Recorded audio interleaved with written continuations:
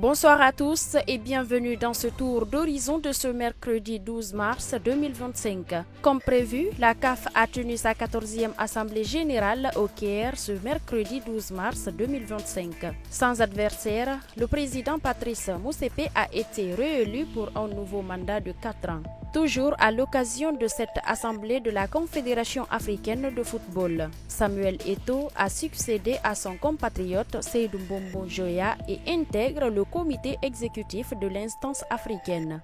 Une élection de l'actuel président de la Fédération camerounaise de football qui sonne comme une victoire après avoir été blanchi par le TAS il y a seulement quelques jours de sa disqualification par la CAF. À l'occasion de cette assemblée générale de la CAF, 6 présidents de fédérations nationales sont élus au Conseil de la FIFA. Il s'agit de Fawzi Lekdja du Maroc, Ahmed Yahya de la Mauritanie, Kaniza Ibrahim des Comores, Souleymane Weberi de Djibouti, Hamidou Djibrila du Niger et Hani Aborida de l'Égypte. La grosse surprise reste l'échec à cette élection de maître Augustin Senghor du Sénégal qui ne représentera pas l'Afrique à la FIFA. Un échec qui conduit le président de la Fédération sénégalaise de football à annoncer sa démission de son poste de premier vice-président de la CAF.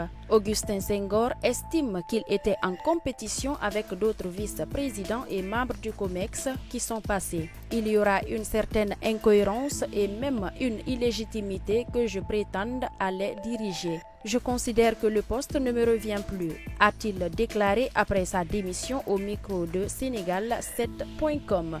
Après son nul 2 buts partout en Sierra Leone, l'équipe nationale féminine des moins de 17 ans est arrivée ce mercredi sur le sol malien où elle disputera la manche retour le 15 mars prochain face à son homologue léonais.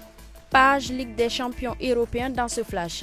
Mohamed Salah et Liverpool ne verront pas les quarts de finale. Le pharaon était en larmes après l'élimination de son équipe par le Paris Saint-Germain. Ce soir, le Guinéen Serhou Guirassy qui totalise 10 buts en Ligue des champions tentera d'aider les siens face à Lille. Pour rappel, les deux équipes s'étaient quittées sur un score d'un but partout à l'aller. On termine par cette information de dernière minute. La Fédération guinéenne de football a annoncé ce matin le décès en France de la mère du sélectionneur national Michel Dissué. En cette douloureuse occasion, notre rédaction adresse ses sincères condoléances aux techniciens du Stili national. Fini ce tour d'horizon, merci de l'avoir suivi. Restez à notre compagnie pour plus d'actualités. Les dernières infos sont à retrouver sur notre site www.africasport.org.